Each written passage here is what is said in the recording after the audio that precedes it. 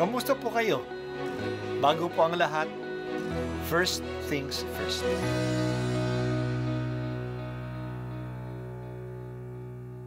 Good morning po. Sinisimulan po natin ngayon ang first things first.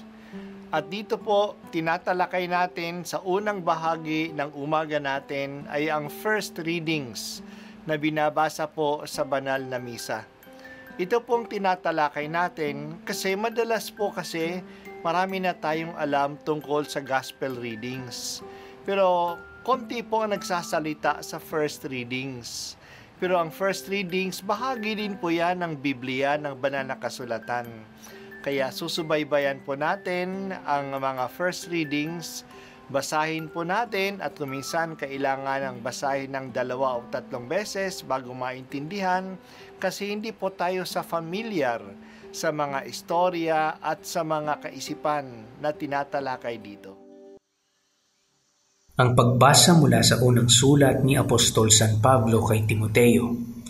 Pinakamamahal, sa ngalan ng Diyos na nagbibigay buhay sa lahat ng bagay at sa ngalan ni Kristo Jesus na nagpatotoo sa harapan ni Poncio Pilato, iniuutos ko sa iyo ang mga tagubiling ito'y panatilihin mong mabisa at walang kapintasan hanggang sa pagdating ng Panginoong Hesukristo. Sa takdang panahon, siya ay ihahayag ng mapagpalang Diyos, ang makapangyarihang hari ng mga hari at Panginoon ng mga Panginoon. Siya lamang ang walang kamatayan, ang nananahan sa liwanag at di matitigan. Hindi siya nakita o makikita ni numan. Sa Kanya ang karangalan at ang walang hanggang kapangyarihan. Amen. Ang salita ng Diyos. Salamat sa Diyos.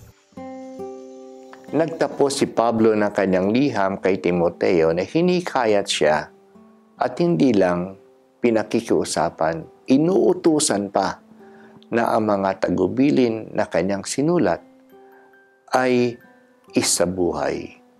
Panatilihin itong mabisa at walang kapintasan sa pagsunod sa mga ito hanggang sa pagdating muli ng Panginoong Hesus.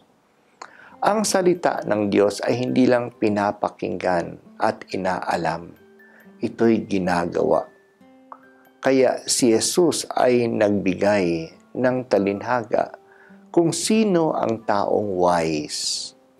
Yan ay hindi lang ang nakikinig sa salita ng Diyos. Yan ay iyong ginagawa ito. Ang taong nakikinig o inaalam lang ay tulad ng taong nagtayo ng bahay sa buhanginan. Madaling gawin ito. Madaling maghukay sa buhanginan. Pero hindi ito tatagal sa panahon ng baha at malalakas na hangin. Ang taong wise ay ang taong ginagawa ang salita na kanyang napakinggan. Tulad ng taong nagtatayo ng bahay sa bato.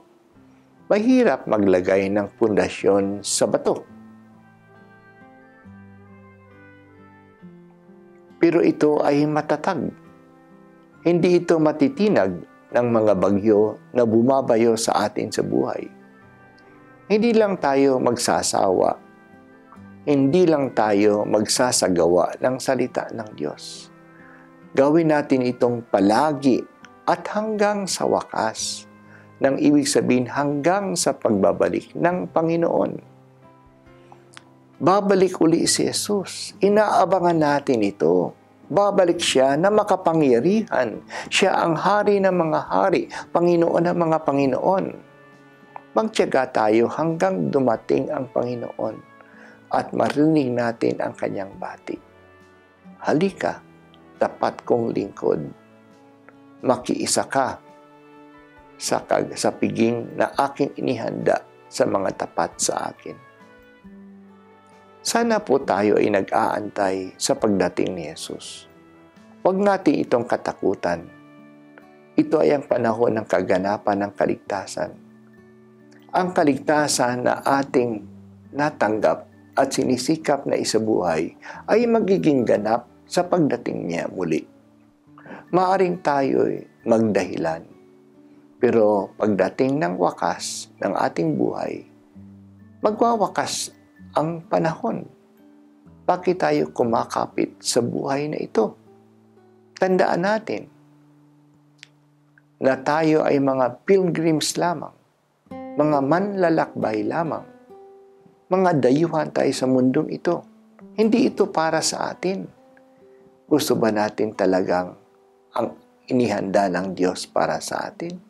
Mas masaya, mas dakila, mas mabuti yon kaysa nararanasan natin ngayon sa mundong ito.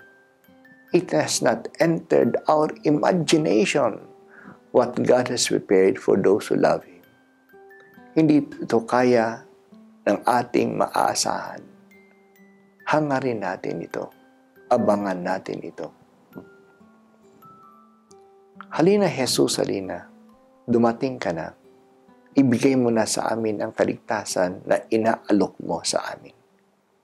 Ito po ang unang pagbasa at ako po ay si Bishop Broderick Pabilio dito sa First Things First.